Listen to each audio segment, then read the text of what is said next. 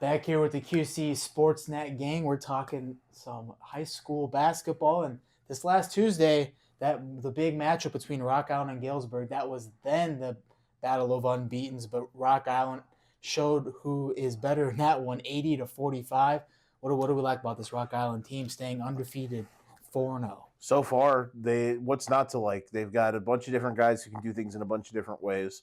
And really, they are. We've mentioned before what they're really good at, and they're such a unique team, and their style of play just really overwhelms you. If you don't have certain things that can hold up, if you don't have ball handlers that can handle pressure, if you turn the ball over and it leads into live, to live ball points the other way, like that's how Rocky thrives. And I feel like last night was another one of those situations because it got out of hand in a hurry. I remember being at Ward last night and just looking up and all of a sudden seeing it was a 20-point game and then they're up 40 at half. It's like, okay, so I feel like a lot of games for Rock Island are going to be like that. It's a really, really good team, and they just play a style, Grant, that's very hard to handle. Yeah, they definitely haven't left any doubt in their 4 wins yet. They play very fast, which kind of contradicts with a lot of other teams in the conference, so it can catch some teams off guard. They can throw different defensive looks. They can execute different sorts of plays on offense, and it's been that starting 5. It's been Arthur Abbey, Devin Marshall, Lawson Zulu. Those 3 are probably 3 of the top 5 players in the entire Western Big Six. Then over the last couple of games in that Galesburg game also, some guys off the bench starting to fill in with that production.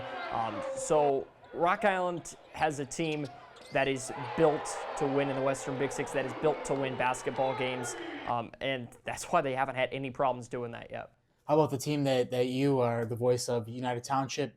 Pretty solid win, 68-47 overall women. That was a fun game to call because of it was a lot of back and forth action. I think Allman got some good looks in that game, but UT bared it down defensively, which they had been doing in their first 4 games of the season, and it was a really much-needed win for the Panthers. 2 kind of disheartening losses to 2 really good teams the week prior in Moline and Metamora. So it was good for the Panthers to kind of get back to their proper style of play, scoring the basketball, getting it inside, getting out in transition, throwing a lot of different looks at Allman, hitting shots as well, which is something they weren't really doing over the weekend games. So UT got back on track against Allman and took care of business, which is what they needed to do. Yeah, and I think last weekend was an opportunity for Coach Say and the group to really do some soul searching, not in like a sky is falling type way, but especially in the Moline game. You're coming into the season, you've got everyone coming back, the semantics of that game going into it.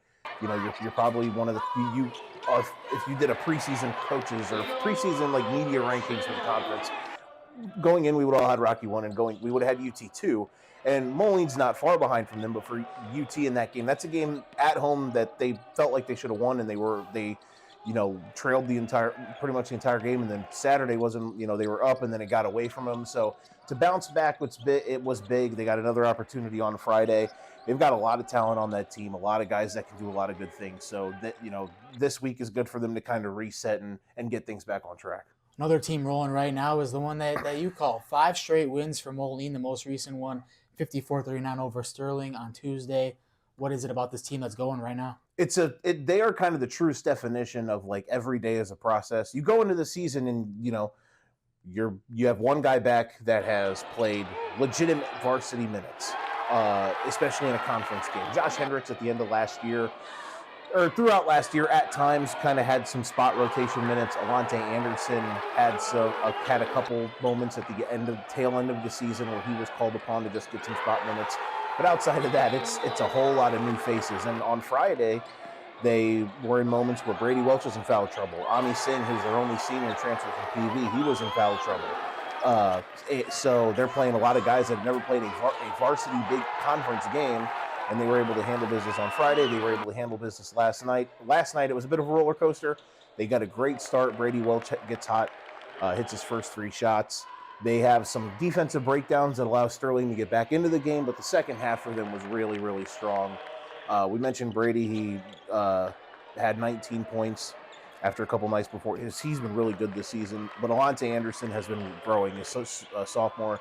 He's going to be a really good player, man. I really believe that. And Abe Peterson didn't score last night, but I believe he had a game-high 8 rebounds and was fantastic defensively for the Maroons. Going back to that game on Friday, the Sean Taylor story, that guy can really coach, coaching his guys through foul trouble. And with all this, all these new faces that Moline has, to get this buy-in from his squad through these first now 6 games of the season, that's been really impressive to watch. And I think Sean Taylor is a huge piece of this early season success. Lots of new faces for Moline and an experienced team for Rock Island. That's the big matchup this Friday night. Joe, what do you think about this Moline team and how they match up with Rock Island? Well, I definitely think this is the best team either one has faced so far. I mean, for Moline, it's a clear, obviously, UT's obviously a good team, and Rock Island's a very good team. So this is another step up for them. The biggest key in this game for me, when you look at least the Moline side, they turned the ball over against UT, who has a very good defense. Rock Island also has a very good defense. The differences in those two teams are Rock Island is really good at turning those turnovers into points. UT, they're not really built to take the ball away from you and go score on the other end. They're really good at getting stops. There's a bit of a difference. I hope what I said there makes sense. But when you look at it from Moline's perspective, they didn't have much success against UT's defense outside of their shooting, which I think could be eventually their superpower this year is their three-point shooting. They need a little bit more consistency on the offensive end, but so far they're a really good shooting team. In this game, they cannot allow turnovers to turn into points because that's where Rock Island can flip the switch, and it's hard to kind of combat that. Moline has played good defense so far. In this 5-game winning streak, they've held teams to under, I think so far, average less than 37 points a game. They've not faced the most potent of offenses in that aspect, so it's going to be a completely different challenge. But I do think as a team, they have some skilled defenders on their roster. I think Alante Anderson is growing as a good defender. We mentioned Abe Peterson. Jeff Jickby is a guy who has been as a rotational guy, has gotten some spot starts as Josh Hendricks deals with an ailment. They're hoping they have him back. I think he should hopefully be back for Friday's game against Rock Island. So that's something for the Moline side. Defensively, they got to be really good against Rock Island. They got some good slashers to try to get inside, to spray the ball out, and just use their tempo to keep Moline out of sorts on the defensive side. Both teams can really score. Both teams also have defended early on in the season, as Joe said. So it's almost going to come down to who can get the most stops and most consistent stops on the defensive side of the ball, because this could be a high-scoring game. It could be a shootout. Devin Marshall could drop 30 points for Rock Island. Brady Welch could drop 30 points for Moline. These teams have a lot of scoring options, but the defense is still yet to be shown. Another thing that Joe alluded to, against a good opponent, a good offensive opponent, great offensive opponent, as both these teams have proved they are great offensive teams. So it's going to be a test for these defenses. And as we were talking about before the show, if Moline can keep this game close, I like their chances, because they played that 3-point game against UT. They played a close game against Quincy Notre Dame. Rocky has blown out everybody they've played so far. So if Moline could catch it close, they may be able to catch the Rocks by surprise. But no, I think this could be a really entertaining game, and Moline trying to get some revenge after that regional championship lost against the Rocks last year. Yeah, and that would be, it still would be a pretty impressive. If Moline was able to pull it off, I think we could still consider it a pretty impressive upset, considering what we think of Rock Island so far in this early season. Both teams, I think, are on a little different trajectories right now, but for the Rocks, just looking at going deeper into the matchup, obviously Brady Welch, I think that's the path for the Maroons. I thought it would have to be the path against UT, but they were able to get really good, not that I didn't think they'd get good contributions from other guys, but Josh Hendricks played really, really good before going down late in that game in the fourth quarter, and they were just able to really, really defend UT and force them into making mistakes. I don't think Rock Island's going to make those types of mistakes, when it comes to turning the ball over. And I think against UT, they've been a poor shooting team, and Moline was able to pack the paint. I don't think you can get away with that as much against the Rocks. I don't think they're going to be a team that's going to want to sit out there and just bomb threes, because you got Lawson Zulu, who one of the more creative scorers in the league with how he can get shots from off balance, his mid-range, his floater game. Arthur Abbey's a guy who's continuing to get better as a three-point shooter, so he's a guy that you would expect, as well as Devin Marshall. And some from Marshall, I've always loved his kind of in-between game as well. So these guys all have different skill sets to score. So how Moline defends them is going to be interesting. And the rebounding battle, I think, is going to be big as well. Moline, last night against Sterling, dominated the glass. They got over 10-plus offensive rebounds.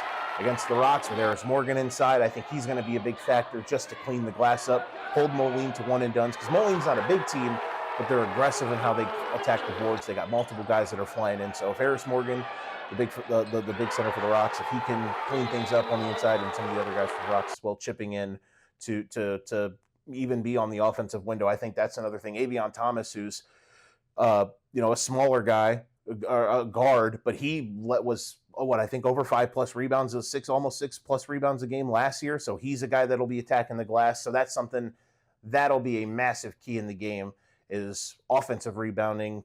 Which defense can hold the other team to one and dones.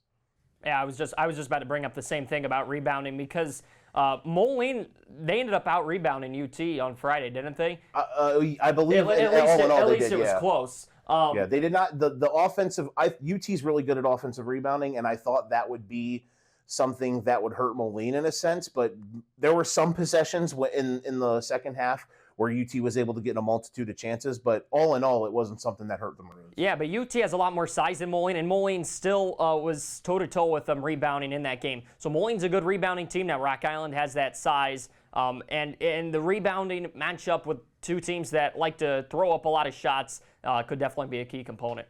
Another tough matchup is UT going on the road to Galesburg. Galesburg's 4-1 to start this year. How do you see the Panthers getting that one? Galesburg, no easy test, especially a Friday night road game. It's the fourth game, and that will be a 7-day stretch for UT after the 2 games last week. The Tuesday game and this Friday game. They're also gearing up for a game on Saturday at DeKalb. So it's a busy weekend starting. It's a game on the road for UT, which is their first true road game this season, where they're getting on a bus and traveling 45 minutes down to Galesburg. And as you said, the Silver Streaks are 4-1. They've done some good things this year. They've been able to score the rock.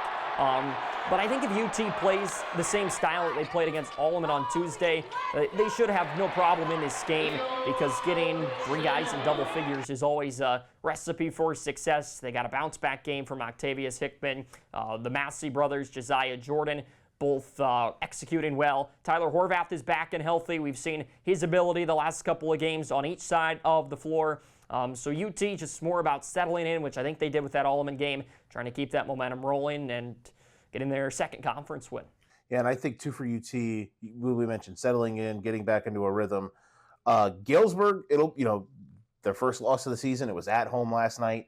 And Friday, I mean, you would think they're going to be pretty ticked off and, wanting to get some get back. I think UT obviously is going to be a good favorite, but still, this is an opportunity when you look at the Galesburg side, to try to get back in rhythm as well. So 2 teams a little bit trying to find themselves in a sense after, UT bounced back Tuesday, but had the tough weekend last weekend. It's a test for UT. Like, all right, handle yourself on the road. Now, you did on Tuesday, handle yourself again on Friday against a better opponent. Galesburg's been a team that, you look back in the 2010s and they had a lot of really, really good teams, won a couple league championships. And really since the pandemic, the COVID year in 2020, or that odd year in the late winter, early part of 2021, they had another good team. And then since then, it's kind of tailed off a bit. But with a new head coach, got to see them a couple weeks ago, up in Galesburg down in Galesburg for the Thanksgiving tournament. And they've got some juice. That they fly around. They play a very fun style. They've got some real youth that has been building to kind of these next couple of years. So on Tuesday, they got beat up a bit, but I think it'll be a good test for the Panthers. And we're going to kind of see where Galesburg is in relation to the rest of the league after Rock Island in that game on Friday night. But as Grant was saying, to touch on another thing, the Massey brothers, I think, will be big in this one. It was nice to get Tyler Horvath back after not playing against Moline or Metamora. He was dealing with some ailments, so good to see him back out there and had a pretty good game. But I think Jordan and Josiah, because Galesburg has some size on the wings, and they can really get up and down the floor. So I think those 2 guys shutting them down is going to be the biggest key. Josiah also had a big game last night with 15 points, which was great to see. He really struggled in those 2 games, and those 2 played really well. Tyler Horvath finding that, as I touched on earlier. So, yeah, UT's getting these pieces. They're getting this senior leadership that they were kind of expecting coming into the season, and an experienced team against another young team that they're going to play in Galesburg. So it should be a fun one on Friday night. Exactly. Fun rivalry matchups coming up this Friday in the Western Big Six. We'll see you out at the games Friday night.